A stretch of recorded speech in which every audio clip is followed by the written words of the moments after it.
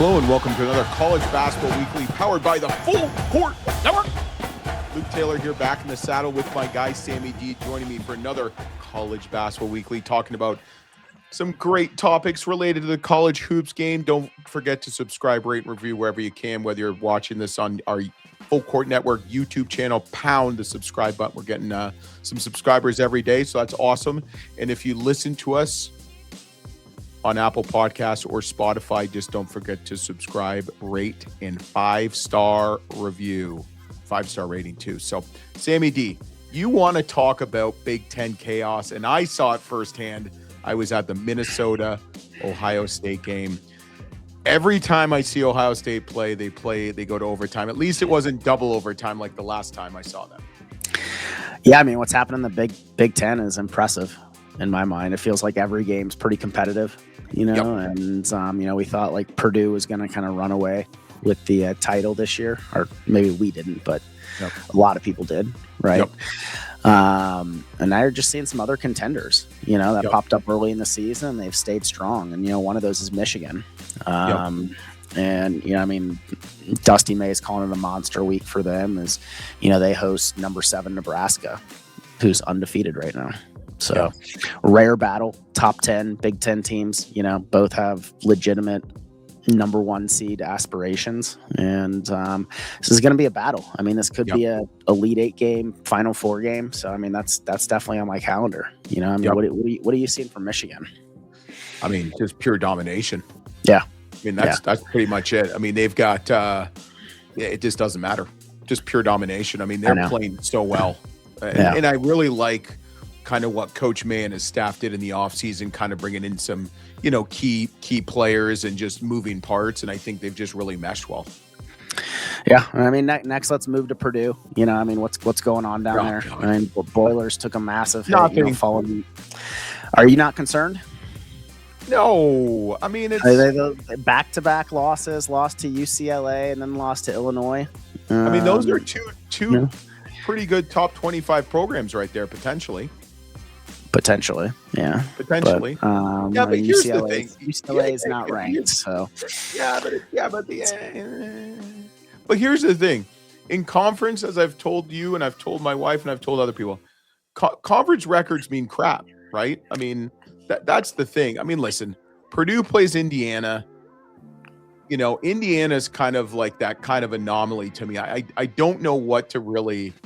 It's a football school, right? Well, yeah, according to last week. I like how both people say both. It's like, well, not really. But no, I mean, if Purdue loses 3 in a row and they lose to Indiana, I would be concerned, yes. But as of right now, I mean, it's kind of like the Kentucky, right? You look at Kentucky, they're on a 5-game winning streak. Same thing with St. John's. I mean, Painter's one of the best coaches in the game. They can easily turn it around. Not easily, but they can turn it around. They got a great team. It's just, I'd rather lose in January than February or March, for that matter. So, I hear. And then, I want to talk about Keaton Wagler. Dropped 46 points against Purdue. How crazy is that? I mean, he's just kind of popping out of nowhere. Freshman. I mean, where is he from? Where is he from? Canada? No, he's from Shawnee, Kansas. Oh, nice. All right. Shawnee, Kansas. That's why I thought you picked on him, because you're a Kansas City guy. No, I mean, he's one of the elite scorers in the country right now. And wasn't really on my radar. One game. One game. Dude, his highest scoring game was against Ohio State, I think December 9th. He scored 23. Yeah, I think he's dangerous, man. Look out for him. So is Nick Martinelli at Northwestern. So is Bruce Thornton from Ohio State. So is Kate Thompson from Minnesota. You want me to keep going? I mean, I'll go all the way down the Big Ten. I just think Illinois has so many good players on their team that anybody could be that guy on any day. 100%. And he speaks fluent English. It's just rare on that Illinois team. I know. What would his name? Keaton. What's it? Keaton. What do you? Keaton Wagler. Anovich. No, Anovich. I love it. No, but he's playing well. You know what? He's got a ton of talent. And you're right. I mean, scoring 46 points in a Big Ten conference game is huge. Is he one of the elite scorers in the Big Ten? I wouldn't put him there yet, but he's Okay. averaging like 17 a game as a freshman, which should tell you something. So he can play. Yeah. He can play. He can play. He can. Nice. All right. Next segment I'm gonna run. I'm gonna call Contender or Pretender. Wait, is this your show all of a sudden now? Or are you It the main is. host? You got your mid-major minutes, but I'm gonna ask you questions here. All right. Oh, You always okay. put the coaches on the hot spot and everything like that. Hot spot. I'm gonna name 3 programs, and I want you to tell me if you think that they're a contender or a pretender. All right. Let's start with Vanderbilt. They've lost 3 of the last 4. We were riding high on them for a long time. I still like what Byington is building there. Yep. They play Kentucky on Tuesday. Could they make? Are they a contender to make a deep tourney threat, or just a regular season surprise at this point? I think they have the capability to go to a Sweet 16. Okay. You think that's their ceiling? Shit, watch them lose in the first freaking round. Where could they? Where's the best spot that they can run to? Here's the thing. If they lost in the first round, I would say it was a disappointing season. Okay. Second round, potentially. It all depends on matchups, right? Sure. But I think this team can make a run. I think they have enough depth. I love Nickel. I'm a big fan of their team, Miles. I mean, I like what Byington and staff, Xavier Joyner and his colleagues did at Vanderbilt this year. So I think they're a contender. Okay. I like that. I agree. I think they're Sweet 16 team. I think they could bounce a team in the Sweet 16, which would be an upset. Not too worried about it. A week and a half ago, I feel like they were playing for like a 2 or 3 seed. Now I think if they could still snag a 4 seed, it'd be a great seeding for them. And I think they can make a nice little run there. Yep. Next, I'm going to go to mid-major. Let's go to Miami of Ohio. Red Hawks, 20-0, baby. Finally getting ranked, giving Travis Steele a little respect out there. Can a mid-major actually make a run for a top 4 seed in the tournament? What I love about them, they're averaging 94.6 points per game, which is just unheard of for like a MAC team, second in the country in scoring. Contender or pretender, Miami, Ohio. I can't. You can't say that because here's the problem. Okay. Though Travis Steele didn't get back to me recently, but he usually does here nor there. But, it's hard. Are they legitimate? Yes. Okay. They've won who they've had to play. I mean, people are giving them a hard time that they have a weak strength of schedule, weak non-conference schedule. And I know that he tried to get the best schedule he could on the docket, but people wouldn't play him. And we actually heard from a Power 5 school that said, "Hell no, I'm not playing him." So, right. That's it hard. Pretender, that's hard. I mean. Listen, the one thing I don't like about Miami, Ohio this year is they only play Akron once. And they beat them. They're obviously doing well. They haven't lost a game. That's hard. I really can't answer that one just because are they a contender in the MAC? Absolutely. Are they a contender to maybe win a game in the NCAA tournament? Maybe. I mean, they move the ball. I don't know if I've seen a team move the ball as well as they have this year from all the games I've either gone to or watched on the TV. I can't. I don't know. I can't answer that one. That's a hard one because if I call them a pretender, that's kind of an insult. They're 20-0. Yeah. Do you think there's anyone in the MAC who can beat them in the regular season with the schedule they have left? I mean, like you said, they don't play Akron again. So. But someone like a UMass could be. Because that's what usually happens, right? And then that's the thing. It's like they've got UMass this week, I think. And and Frank Martin's I think he's going to press the hell out of Miami. Like he's going to trap them. He's going to make them feel. He's going to make them feel uncomfortable. Yeah. Yeah. So I can't answer that.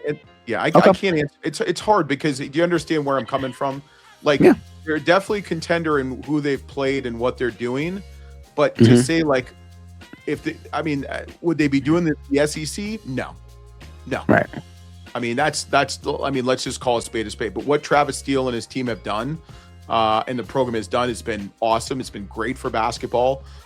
Everybody's on the bandwagon now, which is great. We knew this could happen just because of all the retainment and the culture he's built. I mean, that guy's built culture. I mean, he brother's Bill Culture at Akron.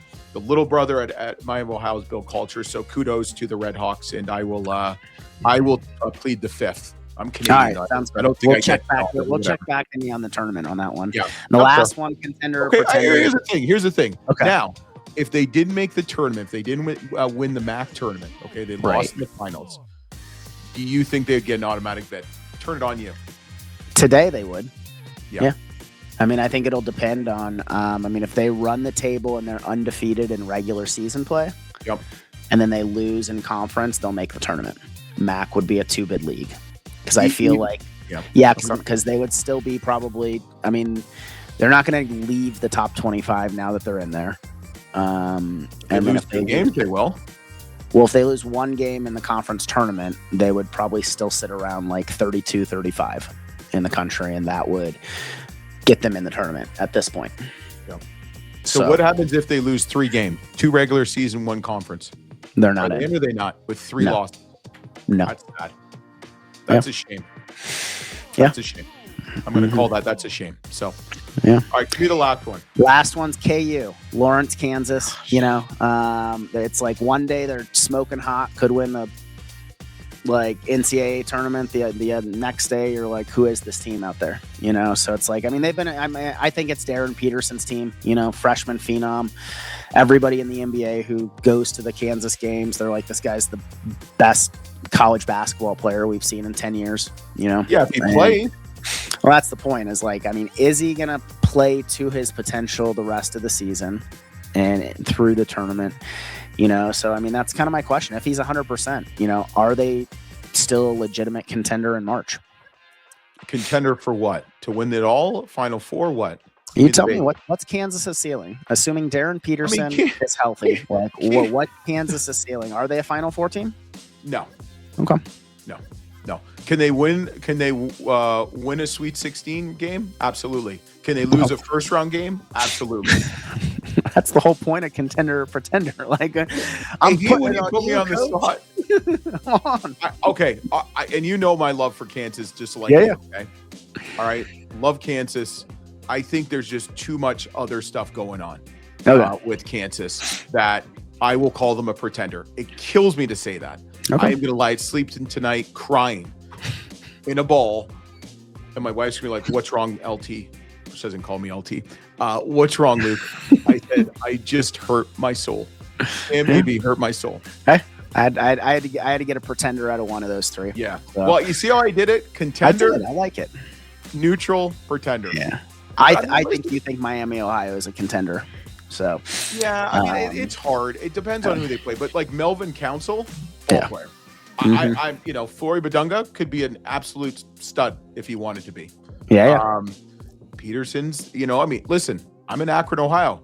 He's from Northeastern Ohio. I get it. But there's just too much. You got to think this is Bill Self's last year. All right. We'll leave it at that. Okay. We'll leave it at that. All right. LT's mid-major minute. LT, how many teams you got today? 3. All right. How much time I got? I'm going to give you 2 minutes. That's too much. Oh, Daddy don't need much. Okay. Can you get it done in 1 minute and 45 seconds? I get it done in like 8 seconds. Oh, we're talking about mid-major minutes. I'm not even going to go there. I'm not even going to go there. All right, here we go. The Bisons of Lipscomb are on a 5-game winning streak. Shit, everybody's on a 5-game winning streak in mid-major minutes. 14-7, 7-1 in the A-Sun. Kevin Carroll getting it done year 1 in Nashville, Tennessee. They play on Thursday at Jacksonville, and then they stay in Florida and play UNF, the Ospreys, on Saturday. Led both in rebounds and points by Grant Asman, 14.5 points per game, 16.6 rebound per game. Watch out for the Bisons as they roll through the Atlantic Sun. 3-way tie in the Atlantic Sun, I might add. Purdue-Fort Wayne. What are they called? You're not going to answer? No. You want me to butcher it? The Mastodons. Yes. The Mastodons. I got it. I practiced for 4 hours today. Did you really? John Kaufman, who's been in Fort Wayne for 300 years. He might have come with them in the Stone Age. They're 13-8, 7-3 in the Horizon League. 5-game winning streaks. They play Oakland at home on Wednesday. Greg Campy and the Grizzlies. Corey Haddock II, 20 points per game. If you don't know about this guy, you need to. He is an absolute stud. Stephen S. Austin. I like that pick. Lumberjacks. Yes. If you name your team the Lumberjacks, LT will always find you in the mid-major minutes. They are 17-3. Yes, they've played 20 games. They're 17-3, 10-1. In what conference? The Southland. McNeese State, Stephen S. Austin. It's going to happen. They play tonight against Northwestern State. First year, Matt Brower getting it done on the sidelines. Keon Thompson, 17.4 points per game. This guy can play, and they play basketball at Stephen S. Austin. And that is your LT's mid-major minutes. 3 5-game winning streaks. Let's go. 1 minute and 58 seconds. Told you. Didn't need 2. No, you didn't. Nope. All right. I'm going to head into a couple games I'm watching this week. There's only one. There's Michigan, only one. Nebraska.